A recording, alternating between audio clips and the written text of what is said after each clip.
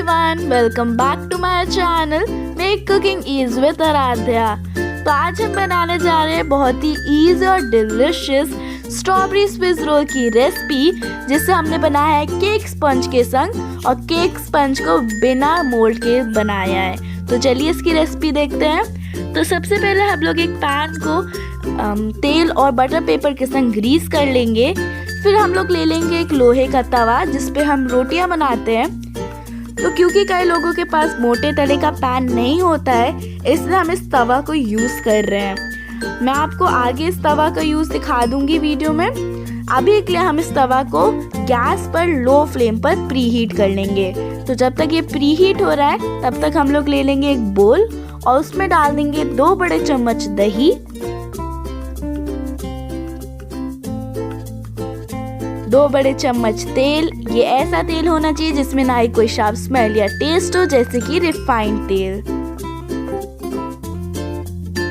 फिर हम इसमें डाल देंगे 4 बड़े चम्मच पिसी हुई शक्कर और इन सारी चीजों को एकदम अच्छे से कर लेंगे मिक्स, जब तक ये एकदम स्मूथ और क्रीमी नहीं हो जाती। कुछ इस तरीके से। अगर आपके पास विस्क करनी है तो आप केक बैटर बनाते समय एक बड़ा सा फोर्क यूज कर सकते हैं। क्योंकि आज हम लोग बना रहे हैं स्ट्रॉबेरी स्विस रोल, इसलिए आज मैं इसमें डाली हूँ आधी छोटी चम्मच स्ट्रॉबेरी एसेंस। आप चाहें तो वनीला एसेंस भी डाल सकते हैं अगर आपके पास स्ट्रॉबेरी एसेंस ना हो। अगर कोई भी ना हो तो उसमें चुटकी भर इलायची पाउडर डाल सकते हैं, वरना इसे स्किप कर सकते हैं। अब हम इस बोल के ऊपर रख लेंगे एक छन्नी और उसमें डाल देंगे आधा कप मैदा। आप चाहे आटा भी यूज कर सकते हैं, लेकिन बेस्ट रिजल्ट के लिए मैदा यूज करिएगा। फिर हम इसमें डाल देंगे आधी छोटी चम्मच बेकिंग पाउडर और 1/4 चम्मच बेकिंग सोडा। तो जो बेकिंग पाउडर बेकिंग सोडा को डालने के लिए चम्मच यूज कर रही हूँ मैं, वो छोटी चम्मच है, तो 1 चम्मच आधी छोटी चम्मच के बराबर है। तो आप ये मत सोचिएगा कि मैं ज्यादा बेकिंग पाउडर और बेकिंग सोडा डाल रही हूँ। तो यहाँ पर हम इन सारी चीजों को छान लेंगे। फिर इन सारी चीजों को एकदम अच्छे से कर लेंगे मिक्स करने के बाद हम इस पे डालेंगे 1/4 कप दूध। तो दूध को आप पहले तो आधा डालिएगा, फिर उसे एकदम अच्छे से मिक्स करिएगा। अगर कंसिस्टेंसी थिक हो तो बाकी का दूध भी डाल दीजिएगा, ताकि हम इसमें ज्यादा दूध ना डाल दे, उससे हमारे केक का टेक्सचर खराब हो सकता है। तो यहाँ पर मैंने पूरा 1/4 कप दूध यूज कर लिया है और कुछ रिबन कंसिस्टेंसी बनकर तैयार है। हमें ऐसी ही कंसिस्टेंसी चाहिए अपने केक बैटर के लिए। तो एक बार इसे अच्छे से मिक्स कर दीजिएगा ताकि इसमें कोई लम्प्स ना रहे। फिर हम इसे ट्रांसफर कर लेंगे अपने ग्रीस किए हुए पैन में। तो मैं नॉनस्टिक पैन यूज कर रही हूँ। अगर आपके पास नॉनस्टिक ना हो, नॉर्मल वाला भी हो, तो आप उसे भी यूज कर सकते हैं। बस थोड़ा चौड़ा पैन यूज करिएगा। तो हमारा जो बैटर है हम इसे इसमें ट्रांसफ़र कर लेंगे। फिर इसको एकदम अच्छे से टैप कर लेंगे कपड़े के ऊपर। फिर इस पैन को हमने जो लोहे की तवा प्रीहीट की है ना, उसके ऊपर रख देंगे। लेकिन अगर आपके पास मोटे तले का पैन है जैसे आप यूज़ करें, तो आपको इसे जो लोहे का तवा है उसके ऊपर रखने की ज़रूरत नहीं है। आप डायरेक्टली इसे लो फ्लेम पर पका सकते हैं। लेकिन अगर पतले तले का या पता नहीं है तो इसे तवा पर ही पकाइएगा 12 मिनट के लिए लो फ्लेम पर। और यहाँ पर मैं ले रही हूँ अब 2 बड़े चम्मच स्ट्रॉबेरी क्रश। आप कोई जैम भी ले सकते हैं। फिर मैं उसमें डाल रही हूँ 1 बड़ा चम्मच पानी, ताकि ये थोड़ा और पतला हो जाए स्प्रेडिंग के लिए। अगर आपके पास कोई जैम या दूसरे फ्लेवर का क्रश है तो आप उसे भी यूज़ कर सकते हैं। और आपको बता दूं, आप ये जो हमारे कपड़ों के डिब्बे में पन्नी या पेपर आते हैं, आप उसे रिसाइकल कर सकते हैं। एक गीले कपड़े से पोंछ लीजिए, फिर उसे सुखा लीजिए। इससे ये साफ भी हो जाएगा और रिसाइकल भी हो जाएगा। 2 तरीके के आते हैं ये पेपर। कुछ होते हैं पेपर टाइप के और कुछ प्लास्टिक। तो अगर आप मेरी पिछली वीडियो देखिए, उसमें मैंने ऐसा ही यूज़ किया। जो पेपर वाला था उसको मैंने बटर पेपर की तरह यूज़ किया। आज मेरे पास वो पेपर वाला नहीं था, लेकिन प्लास्टिक वाला था, तो मैं उसे अपने स्विस रोल को रोल करने के लिए और डीमोल्ड करने के लिए यूज़ कर रही हूँ। लेकिन आप बेकिंग टाइप कभी भी प्लास्टिक वाला मत यूज़ करिएगा। तो ऐसे हम प्लास्टिक को रिसाइकल भी कर सकते हैं, रीयूज़ भी कर सकते हैं। तो मैं इस तरीकों को अपनाती हूँ, आप भी अपना सकते हैं। और यहाँ पर मैंने ले लिया था 1 और आधा बड़ा चम्मच अमूल फ्रेश क्रीम, जिसमें मैंने आधा बड़ा चम्मच चीनी ऐड कर लिया। मेरे पास पिसी चीनी नहीं थी तो मैंने नॉर्मल चीनी ही ऐड कर लिया और इसे अच्छे से फेंट लिया जब तक चीनी घुल नहीं गई। लगभग थोड़ी ही घुली थी लेकिन हल्की बहुत घुल गई थी। तो यहाँ पर 12 मिनट भी हो गए हैं तो हमारा केक है एकदम अच्छे से पक कर तैयार। आप कोई भी टूथपिक या नाइफ को इंसर्ट करिए, अगर वो क्लीन आए तो आपका केक पक गया है। वैसे ये यूजुअली 10 से 12 मिनट में पक ही जाता है।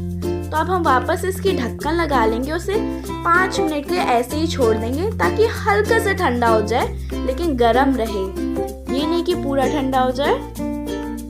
अब हम एक चाकू की हेल्प से इसके साइड को स्क्रैच कर लेंगे। वैसे अपने आप ही अपने एजेस को छोड़ देता है लेकिन एक बार आप जरूर कर लीजिएगा।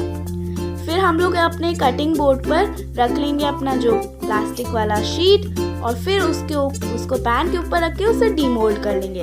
फिर केक का बटर पेपर हटा लेंगे और दोबारा एक शीट को केक के ऊपर रखकर हम केक बोर्ड को फ्लिप कर लेंगे ताकि ये सीधा हो जाए। फिर इसे केक बोर्ड पे या फिर कोई भी कटिंग बोर्ड पे रख लीजिए। अब हम इसमें अपना जो क्रश है उसे फैला लेंगे, क्रश या जैम जो भी आपने यूज किया है। देखिए पानी मिलाने की हेल्प से कितने अच्छे से स्प्रेड हो जा रहा है। फिर हम इसमें डाल देंगे अपनी क्रीम वाली लेयर। आप अमूल फ्रेश क्रीम की बजाय व्हिपिंग क्रीम भी यूज कर सकते हैं अगर आपके पास हो, लेकिन कई लोग के पास नहीं होती है तो मैंने फ्रेश क्रीम ही यूज कर ली। उसे भी अच्छे से स्प्रेड करिएगा। फिर कुछ इस तरीके से इसे रोल करिएगा, लगातार रोल करते जाइएगा, बीच में रुकिएगा मत, उससे केक टूट सकता है। यूजुअली ये अच्छे से रोल हो जाता है लेकिन अगर आपका हल्का बहुत केक टूट भी जाए तो कोई दिक्कत नहीं है, वो आप इसे फ्रिज में सेट होने के लिए रखेंगे ना तब वो सेट हो जाएगा। तो कुछ इस तरीके से रोल कर लेंगे और साइड्स को ऐसे रबर बैंड की हेल्प से बांध लेंगे और अब हम इसे फ्रिज में रख देंगे लगभग 1 घंटे के लिए, फ्रीजर में नहीं फ्रिज में।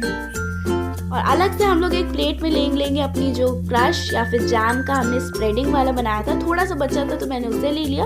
और दूसरी प्लेट में हम लोग ले लेंगे नारियल का बुरादा, क्योंकि हम इसे मार्केट स्टाइल बना रहे हैं, उसका टेस्ट इनहांस करते हैं, इसलिए मैं इन सारी एलिमेंट्स को यूज कर रही हूँ। तो अभी तक हमारा स्विस रोल भी हो गया है सेट। हम इसके रबर बैंड हटा लेंगे और फिर इसे अपने जो प्लास्टिक है उससे हटा लेंगे। आपने देख ही लिया कितना अच्छा रीयूज हुआ है ये प्लास्टिक और हमारा स्विस रोल भी एकदम अच्छे से सेट हो गया। अब हम इसे अपने क्रश में एक बार डिप कर लेंगे, फिर नारियल के बुरादे में, जिससे गार्निश हो जाएगा और ये नारियल के बुरादे से इसका टेस्ट और अच्छा हो जाता है। अब मैं इसे 5 मिनट के लिए और फ्रिज में रख रही हूँ ताकि नारियल का बुरादा भी सेट हो जाए और बन के तैयार है हमारा स्विस रोल। आपने देखा कितना इजी है इसे बनाना और लग रहा है ना डिलिशियस, एकदम मार्केट स्टाइल। और आपको मैं दिखाती हूँ इसकी स्लाइसेस एकदम मार्केट की तरह ही लग रही हैं, एकदम रोल होकर। और किसी को लगेगा नहीं कि हमने इसे केक स्पॉन्ज के संग बनाया है और वो भी घर पर इतनी जल्दी।